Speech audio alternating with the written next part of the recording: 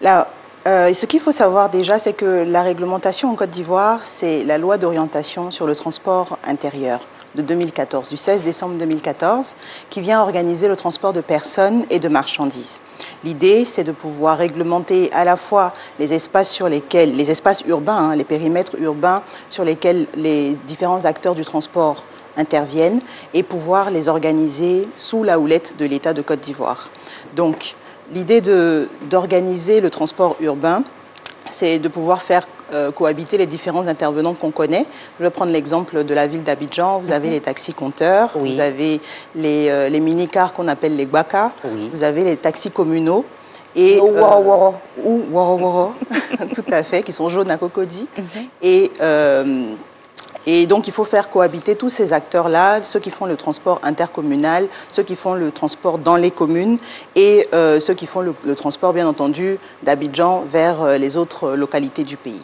Donc, l'idée, c'était vraiment de pouvoir organiser ce secteur d'activité. Et vous avez de nouveaux intervenants qu'on appelle les véhicules de transport avec chauffeur, les VTC. C'est ça. Que sont, je ne sais pas si je peux les citer, bien sûr, vous pouvez. Yango et Uber, par exemple. Et je crois qu'il y a un dernier intervenant qui est arrivé sur le marché dont le nom m'échappe. Et donc, la particularité de ces transporteurs-là, c'est que de manière assez nouvelle et inédite en Côte d'Ivoire, on ne les accoste plus dans la rue.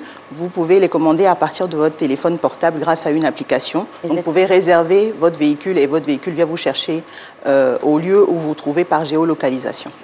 Donc, ces nouveaux acteurs-là, ce dont on s'est rendu compte, c'est qu'ils intervenaient de manière donc nouvelle, inédite en Côte d'Ivoire, par le biais de ces applications, comme je viens de les décrire, et que par rapport aux acteurs traditionnels, il y avait une petite, on va dire, distorsion de concurrence qu'il fallait rééquilibrer au niveau pour prendre en compte les différents aspects qui rentrent dans le coût du transport pour les acteurs traditionnels, comme les taxes, la patente, les cartes de stationnement, de transport, etc., pour essayer de mettre tout le monde au même niveau. Mais justement, avant de pouvoir exercer, il y a un processus qu'ils ont suivi. Quel est ce processus-là? Parce qu'on était déjà avec les taxis compteurs.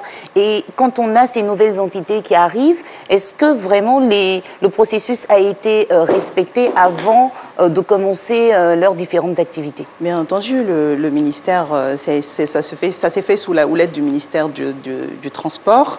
Et les autorisations ont été prises. Simplement, ce dont on s'est rendu compte, c'est qu'il y avait une distorsion dans la mesure où, dans un premier temps, vous avez les acteurs traditionnels, donc les taxis-compteurs, qui sont arrivés également sur l'application, qui interviennent et qui continuent d'intervenir d'ailleurs.